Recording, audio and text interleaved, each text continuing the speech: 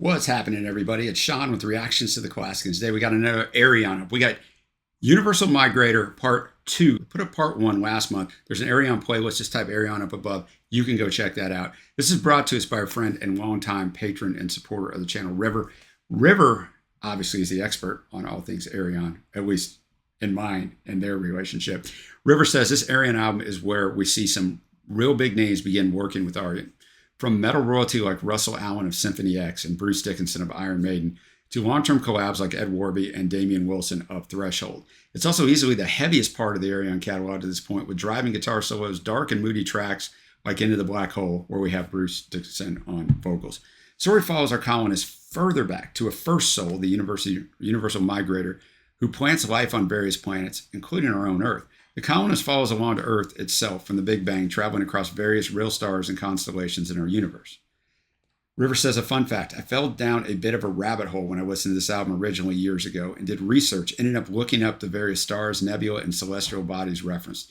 It was honestly both intellectually and audibly stimulating, having images of some of these things at my fingertips while listening to the tracks again. The story is a wild ride across the universe and a high point in the catalog of Ayreon's work, and may be part of what inspired his later projects with Star One, where he takes his progressive metal writing to retelling sci-fi epics like Dune, Star Wars, and Blake's Seven in song. All right, I found this is his fifth album. It's a progressive metal rock opera project by, we already talked about, but Dutch musician Arjen Anthony Lucanson, released in 2000. Musical found on this, compared to Flight of the Migrator, which I did last month. This one illustrates a wild, raucous journey through the tumultuous and chaotic reaches of outer space. This is his description on the website. In keeping with the setting of the story, the album's tone is much heavier, exuding a powerful guitar-driven metal feel throughout. Both albums, just a little, I know you might probably watch the previous one, but, just a reminder. Both albums were released simultaneously, sold well, and received positively. As Universal Migrator had enough content to form a 2-CD album, Ayreon decided to sell each disc as a separate release. The first one was progressive rock. This one's heavy metal. He thought that he had two different kinds of fans. Then they basically sold the same amount of copies, and he learned, no, we don't. Plot background, just again, I know that River gave us a good background on it, but I always like to go over the plots of these albums, because if you understand it going in, it just makes it much easier. You're going to enjoy it more. Flight of the Migrator continues the story of the final living human being, the colonist on Mars, and his decision to go even further back in time. Using the dream sequencer machine, which we used in the last album, he travels all the way back to just before the universe was formed. Theoretically, before the Big Bang, when there was nothing but chaos. Now, just an FYI, you may believe in the Big Bang. I think it's utter nonsense, but that's a discussion we don't need to have here, but I respect whatever you believe. The colonist observes the creation of the very first soul, known as the Universal Migrator. It's from this soul that all others are formed through division of the original soul. Each resulting soul then travels off into the universe to bring life in some form to the planet they inhabit. The colonist follows the soul bound for Earth as it travels through countless astronomical entities, such as quasars, pulsars, supernovas, eventually entering a black hole, traveling through a wormhole, and coming out the other side through a white hole directed towards the solar system. The colonist's ambitious time travel subsequently overloads the dream sequencer, resulting in his death while hypnotized by the machine. However, his eternal self receives a message from the Migrator. Eternity lies before you. You are the new Migrator. I don't want to ruin the ending for you, but you got to understand what's going on. All lyrics, of course, by Ayreon, except track 8 by Ayreon and Robert Soderbeck, and track 9 by Ayreon and Ian Perry. All music, of course, by Ayreon. All right. The music won't be in the video, but it's going to be at a Vimeo link that is all the way down at the bottom. Just go click on that. I mean, you're going to listen to something like this unless you know it really well. You're going to want to hear the songs. The song is the story. They're separate songs, but I always say this. I'm not a fan of long songs, but this is not a long song. It's one continuous song, basically. It's a rock opera, right? It's a play. So don't get tied up on the song links. It's fine because it's a play. All right. We'll get to the first track, See Below Chaos, by Lana Wayne is singing this or speaking this. It says spoken on the notes that I have, so I guess it is spoken. But she was on the last album and fantastic. So let's see what's going on. Let's get the intro to this album. All right, Chaos, aptly named. To hear at the end, the Big Bang is happening. And the music, I think the music's a good addition here. It's just Lana talking. You got Eric Norlander on at first. He's the one talking at first, and he's also the one doing the synth solo, and Ayreon himself is doing the guitar solo on there, by the way. But it kind of builds out like on the previous album, on the Dream Sequencer, it was the same way. a little bit of stuff up front, and then because it's kind of taking us down this road, right? The music's got to kind of flow us into the story. So, I mean, it is what it is. It's not going to be a favorite song because it's introducing the story. Let's go to Dawn of a Million Souls, Russell Allen with Damian Wilson. I'll cover that. It makes reference to the Big Bang itself, and according to Ayreon's fantasy, the primordial soul, the universal migrator, which subsequently divides into a million souls, is generated in this event. Vocals provided by Russell Wilson. Guitar solos were provided by Michael Romeo. Both musicians are from Symphony X, who, by the way, are fantastic. Backing vocals provided by Damian Wilson. All right, the musicianship on that, specifically Michael Romeo's guitar solos, is next level. Russell Allen sounds fantastic. Backing vocals by Damian Wilson, but sounds fantastic. It's going to be hard to top this song. In the story, he's coming along for the ride and seeing the planets being like created in front of him. He's like, is this a fantasy or is this real? So you can feel the emotion. And the guitar work does a fantastic job of feeling that emotion of like seeing you're seeing literally stuff created. So really, really strong song to start this album out, because the first song is not really, it's more like these are two totally different artists. But if I don't know why you'd be a fan of both artists, but if you are, I am now. But Bright Eyes, they start off every album with kind of a different sort of intro thing, and that's what Ayreon's done in these two opening tracks from, Universal Migrator. So this is the first proper song, and it's fantastic. Next up, we have Journey on the Waves of Time. In this song, the colonist begins his search of the Earth along with the migrator that goes to the Earth.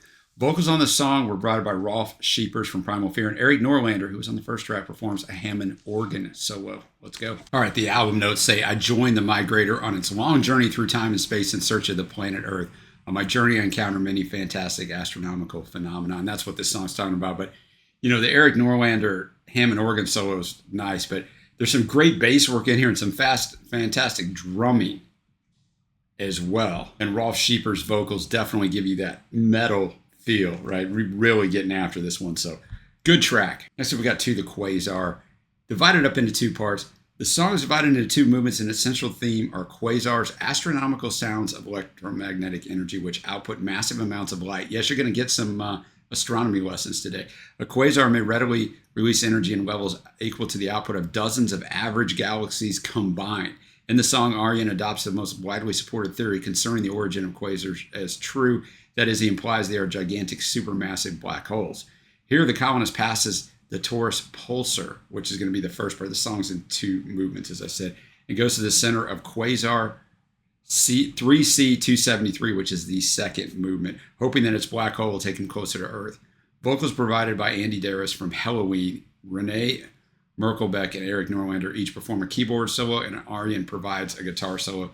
Backing vocals, of course, by Lana Wayne. All right, the album notes. We are on the way to the quasar, an object as bright as a galaxy. Our hope is that the quasar may contain an unfathomable source of power and peril at its center, a black hole. On our journey, we received the radio emissions of a pulsar, an imploded neutron star. Part one, movement one, I liked a little bit better than movement two, but it's still really good. Ayreon's guitar solos in there were fantastic, but once again, the drumming was quite nice as well. All right, now we move to the halfway point of the album and the longest song. We got Into the Black Hole, divided into three movements. Its central theme are black holes, obviously. In this song, the colonist begins his travel through the black hole of 3C273, which is the second movement of the last song. Vocals on the song are provided by Bruce Dickinson from Iron Maiden. Clive Nolan performs a synth solo, and Ayreon provides the guitar. Backing vocals by our girl, Lana Wayne. Let's go. All right, Into the Black Hole album notes. We have reached our first destination, the black hole in the Virgo cluster of galaxies. But what will we find inside? Its power is immeasurable. Our hopes and fears intermingle as we stand at the event horizon. Will its doorway transport us to our faraway planet Earth, or will its fury mercilessly tear us apart? Three parts. I mean, I don't know which part I liked or movement the most. The instrumentation was great, but it's Bruce Dickinson, man. Like, his voice is just like none other. We've got not one, but two Iron Maiden top tens up. But, the story is pretty simple at this point to follow. Next up, we have Through the Wormhole. Song makes references to wormholes. Obviously, in physics, a wormhole is a hypothetical topological feature of space-time. It is essentially a shortcut through space and time, allowing matter to travel from one point to another faster than it would normally be possible. Here, the colonist continues his journey through the black hole, getting closer to the Earth. Vocals on this were provided by Fabio Leone from Rhapsody. Gary Wormkamp from Shadow Gallery performs a synth solo and a guitar solo. Backing vocals, you know it already, performed and provided by Lana Wayne. All right, the album notes says, we continue on our journey. We dive into a black hole, a spiraling wormhole. As it sucks us in, time slows and images become distorted. Reality itself bends, and we leave the galaxy where our journey began, headed for the unknown.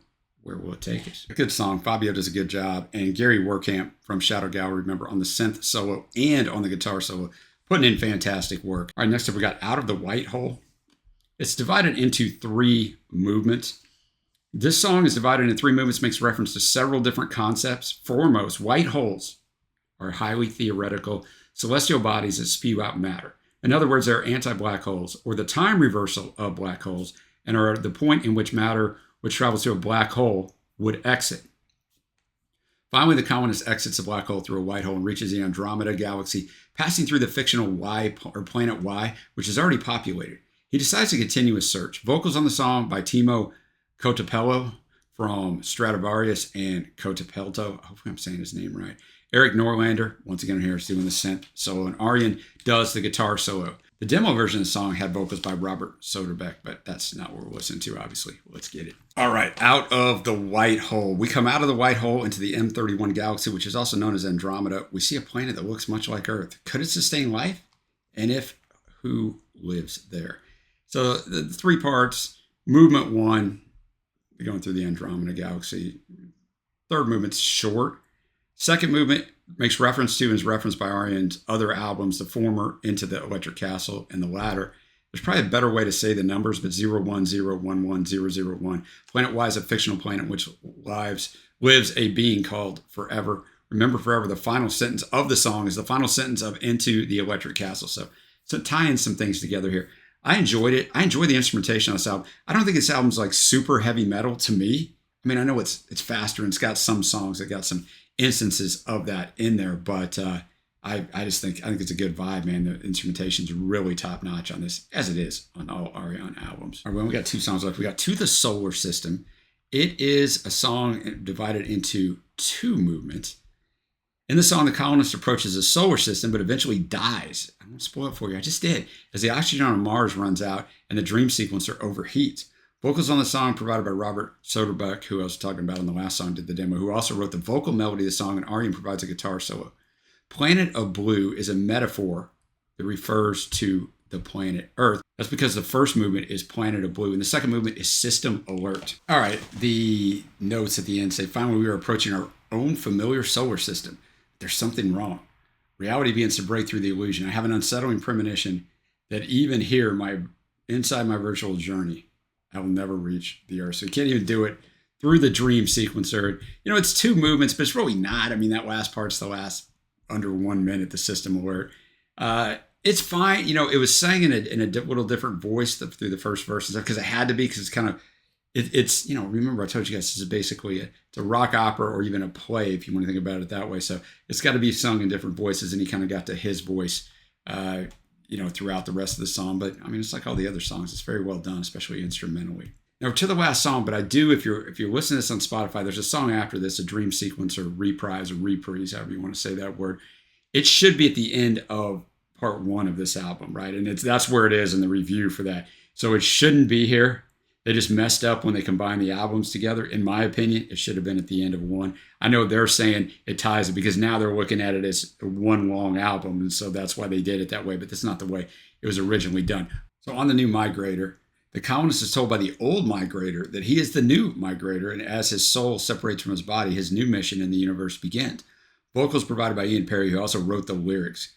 Kiko Kumaji from Ars Nova performs a synth solo and a Hammond solo, and Ayreon provides a guitar solo. Backing vocals, got Lana Wayne back one more time. The song was mixed by Oscar Holman. The song was originally composed by Lucasen and Pari during the time they were in the band Vengeance. So just remember that. First movement is Metamorphosis. Second movement, Sleeper, Awake. All right, the summary for this on the album. For the first time during my journey, the Migrator communicates with me. He speaks to me directly, but without words. The Migrator tells me that my corporal body inside the dream sequencer has died. While my body will now sleep forever, my consciousness must awake to eternity that lays before me. For I am the new Migrator. So the first part, Metamorphosis, was just an instrumental, and the second part, Sleeper Awake, was where everything was at. A good song, good drumming in there, fantastic guitar work, and good vocals. A little more. This is a little more on the heavy metal or almost hard rock side. I still don't know how much metal I would go with this, but a good way to finish the album. Now we'll get to my favorite tracks. It's usually on Ayreon albums, I don't have like real favorites. It's because it's, like I told you, it's a rock opera. It's kind of meant to be listened to at once, not pulled out. But Dawn of a Million Souls is fantastic with Russell Allen and Michael Romeo on there, the Symphony X guys. Into the Black Hole, I think maybe I'm biased because the Bruce Dickinson vocals are so good. And then Journey on the Waves of Time, very hard rock, heavy metal on here. Rolf Scheepers on vocals. That's going to get an honorable mention for me. Now we'll go to my overall score. I don't think this album is quite as good as part one, but it kind of depends on what you want. I think the storytelling is a little better in part one, but I mean, it's all one story that kind of has to go together. But I think it's really, really well done. The instrumentation itself is going to get it a high grade, but I think the vocal performances are good. I'm going to give it an 8.0. I think it's really well done. These two albums, if you listen to this all in one, which it's going to be a long listen if you are, but you're in for a treat. Part ones and part two are both fantastic. And like I said, it's all one part now on Spotify and in the rest of the world, but that's not how he originally released it. Let me know your favorites down below. Thanks again to River for bringing this. If you want to be a patron like River, support us in any way, check out the Patreon link below. One-time donation, anything like that, one-time reaction, check out our Buy Me a Coffee page down below. If you haven't already, give us a sub. We super appreciate it. A thumbs up, and check out the rest of what I've already done on Ayreon. If you're watching this in live time, if you're not, I've already done probably all of it. Type in Ayreon up above. You're going to see the playlist. All right, guys, until next time, I will see you.